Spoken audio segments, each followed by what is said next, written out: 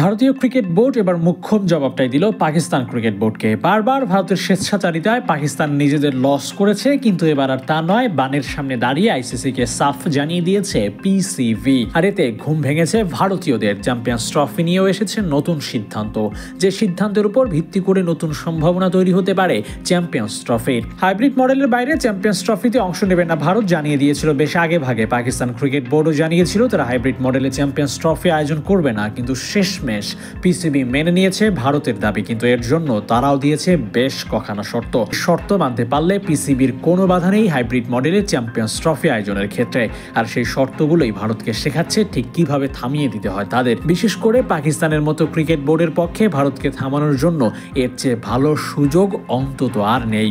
মিডিয়ার বরাতে জানা, পাকিস্তান তবেই হাইব্রিড মডেলে চ্যাম্পিয়ন্স ট্রফি আয়োজন করবে যবে আইসিসি আগের থেকে বেশি মূল্য প্রদান করবে আসন্ন এই ইভেন্টের জন্য। আর্থিক ক্ষতি পোষাতে আইসিসিকে এতটুকু মেনে নিতে হচ্ছে, এটাই শুধু এই নয়, আইসিসিকে আরো শর্ত দিয়েছে পাকিস্তান। পরবর্তী টি-20 বিশ্বকাপ ও এশিয়া কাপের আয়োজক ভারত হলেও ভারতের মাটিতে গিয়ে ম্যাচ খেলবে না পাকিস্তান। শুনে অবাক হবেন, 2031 ওয়ানডে বিশ্বকাপ ভারত বাংলাদেশ যৌথভাবে আয়োজক হলেও ভারতের মাটিতে গিয়ে ম্যাচ খেলবে না পাকিস্তান। পাকিস্তানের ম্যাচগুলো বাংলাদেশে আয়োজন করতে হবে।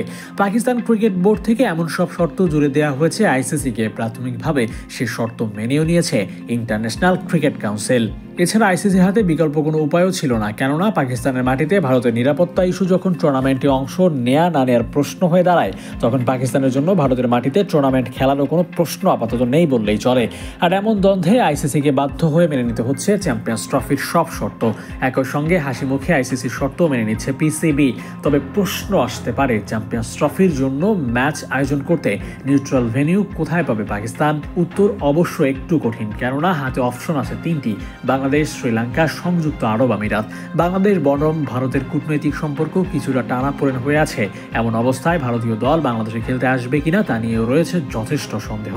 শ্রীলঙ্কা অংশগ্রহণ না করায় তাদেরকে নিয়ে আয়োজন করতে কোনো বাধ্যবাধকতা থাকলে সরে আসতে হবে পাকিস্তানকে। বহু বছর ধরে নিউট্রাল ভেন্যু হিসেবে ব্যবহৃত সংযুক্ত আরব আমিরাতকেই হয়তো শেষমেশ বেছে নিতে হবে পাকিস্তান ক্রিকেট বোর্ডকে।